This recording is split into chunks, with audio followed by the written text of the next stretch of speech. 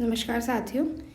जैसा कि आप जानते हैं, हम आरपीएससी द्वारा आयोजित असिस्टेंट प्रोफेसर लोक प्रशासन विषय की परीक्षा की आंसर की जो है उसके बारे में यहाँ पर चर्चा कर रहे हैं। अभी तक कुल 44 क्वेश्चंस हैं जो हम डिस्कस करके अपलोड कर चुके हैं। आइए आगे बढ़ते हैं। पूछा जा रहा है कि इनमें से कौन सा जो है वो डिपार्टमेंट पब्लिक अंडरटेकिंग नहीं है, तो रिजर्व बैंक ऑफ इंडिया जो है वो आपका उत्तर रहने वाला है।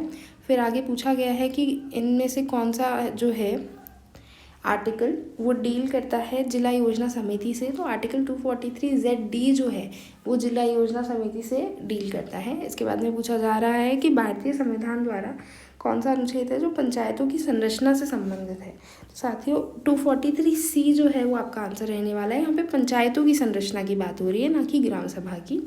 इसके बाद में पूछा गया है कि व्यवस्थापिका जो है वो इससे पहले ये जो प्रश्न 48, इसके बारे में हमने आपको कहा है कि ये हम रिजर्व पर रख रहे हैं। इसके बारे में हम आपको बाद में अपडेट कर पाएंगे, अभी इसके बारे में निश्चित जानकारी नहीं मिल पाई है।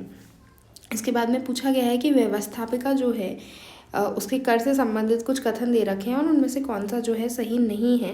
तो आप सभी जानते हैं कि व्यवस्थापिका जो है वो कोई भी नया कर नहीं लगा सकती है, इसलिए इसका प्रश्न जो है 49 उसका आंसर जो है 4th रहने वाला है। इसके बाद में क्वेश्चन नंबर 51 पे आ जाते हैं। इसमें आपको ऑप्शन दे रखे हैं, जो राष्ट्रपति है उनकी माफ़ी की जो पावर रहती है उसके बारे में।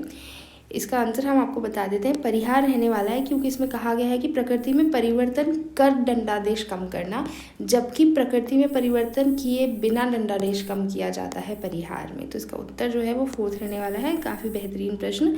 इसके बाद में क्वेश्चन नंबर 52 में पूछा गया है कि कौन सा अनुच्छेद जो है वो डील करता है protection against arrest and detention cases में। तो जो अनुच्छेद 22 है वो इसके बारे में बात करता है। फिर इसके बाद में पूछा गया है कि कौन सा जो कार्य है वो डिस्ट्रिक्ट कलेक्टर और डिस्ट्रिक्ट मजिस्ट्रेट के रूप में करता है। तो बिल्कुल जो release of prisoners on parole है, यानी कि पैरोल पर बंदियों को छोड़ना, ये उत्तर रहने वाला है। इसके बाद में पूछा गया है सीएजी के बारे में। तो देखिए, जो पब्लिक अकाउंट्स कमेटी है उसमें सीएजी का बिल्कुल रोल होता है, क्योंकि वो उनकी मीटिंग्स में भी भाग ले सकते हैं। इसका जो उत्तर है वो ये रहने वाला है कि अध्यक्ष और सदस्य दोनों को गवाहों से प्रश्न पूछने की छूट होती है, जबकि ऐसा नहीं होता है।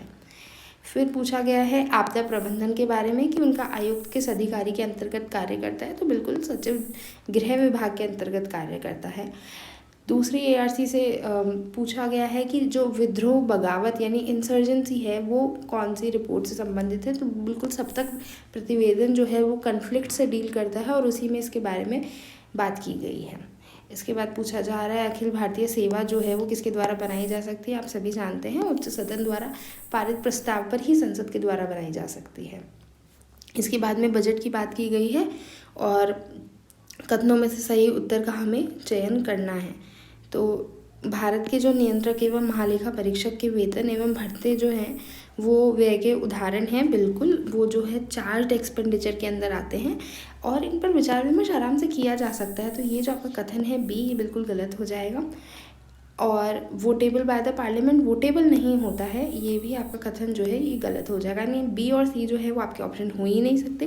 भाई संसद में हम वोट तो कर नहीं सकते चार्ज एक्सपेंडिचर पे, पर इसके बारे में चर्चा ज़रूर कर सकते हैं। तो ये दोनों जो हैं वो आंसर होंगे नहीं, तो आपका आंसर हो जाएगा ए और डी। इसके बाद आगे बढ़ते हैं। पूछा जा रहा है कि सैंडविच पैटर्न जो है ट्रेनिंग का इंडियन पुलिस सर्विस में, उसकी सिफारिश किसने की थी। तो बिल्कुल गोरे समिति ने की थी। इसके बाद में पूछा गया है कि 74th संविधान संशोधन जो आया था उसमें किसके बारे में बात नहीं की गई थी। तो साथियों आपको पता है टाउन एरिया कमेटी यानी नगर क्षेत्र समिति की बात नहीं की गई है संविधान में। इसके बाद में पूछा गया है कि संसद में प्रश्नकाल की समाप्ति एवं सामान्य कार्य प्रारंभ होने के बीच के समय को क्या कहा जाता है। तो उसे 0R यानी कि शून्य काल कहा जाता है।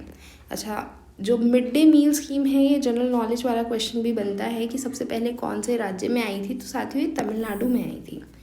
इसके बाद में पूछा गया है कि 1960 में सबसे पहले ओम्बुड्समैन की जो के समकक्ष जो संस्था है उसके बारे में किसने बात की थी, किसने इसकी डिमांड रखी थी। तो साथियों इसका जो उत्तर है वो के एम मुंशी रहने वाला है। के एम मुंशी ने इस तरह की मांग की थी। क्वेश्चन नंबर 64 में पूछा गया है कि स्टेट रीऑर्गेनाइजेशन कमीशन यानी राज्य पुनर्गठन आयोग से संबंधित कौन नहीं थे। तो बिल्कुल के.एम. मुंशी जो है वो नहीं थे। के.एम. पडनिकर, हृदयनाथ कुंजरू और सैयद फजल अली तीनों उस आयोग के सदस्य थे। फिर पूछा गया है IRDAI एक्ट 1999 के संदर्भ में इसके जो कुल मेंबर्स हैं वो 10 होते हैं। अध्यक्ष सहित कुल 10 सदस्य इसमें रहते हैं। सिक्किम, मिजोरम और गोवा के राज्यों में मंत्रिपरिषद की न्यूनतम संख्या की अगर हम बात करें तो 7 सदस्य होते हैं। सूचना का अधिकार अधिनियम 2005 की कौन सी धारा के अंतर्गत सूचना आयुक्त को हटाया जा सकता है? ये धारा 14 रहती है। निम्न में से किस अवधारणा को किसी सामाजिक व्यवस्था की सामाजिक संरचना और कार्य में होने वाले परिवर्तन के रूप में परिभाषित किया जाता है? तो समाज से रिलेटेड है भाई, सामाजिक परिवर्तन आएगा इसमें। क्वेश्चन नंबर 69 की बात की जा रही है। एक्स ऑफिशियो चेयरमैन जो है सिविल सर्विसेज बोर्ड का, वो जो है कैबिनेट सेक्रेटरी रहता है। बिल्कुल यहाँ पे सिविल सर्विसेज बोर्ड की बात हो रही है, तो कैबिनेट सचिव जो है इसका उत्तर रहने वाला है पदेन अध्यक्ष। फिर प्रश्न नंबर 70 जो है इसमें बात की जा रही है कि गवर्नमेंट कंपनी और पब्लिक कॉरपोरेशन में जो है उनकी समानताओं के संबंध में कौन सा कथन जो है सही नहीं है। तो आपको बताते चलें कि जो गवर्निंग बोर्ड होते हैं वो दोनों के गवर्नमेंट नहीं अपॉइंट करती है। इसका उत्तर जो है ऑप्शन 2 रहने वाला है। 71 में पूछा गया है पैरामिलिट्री फोर्सेस के बारे में जो मिनिस्ट्री ऑफ होम अफेयर्स के अंडर नहीं आती है। तो आपको बताते चले जो भारतीय तटरक्षक है यानी इंडियन कोस्ट गार्ड्स वो डिफेंस मिनिस्ट्री के अंडर में आते हैं। तो ये इसका उत्तर रहने वाला है।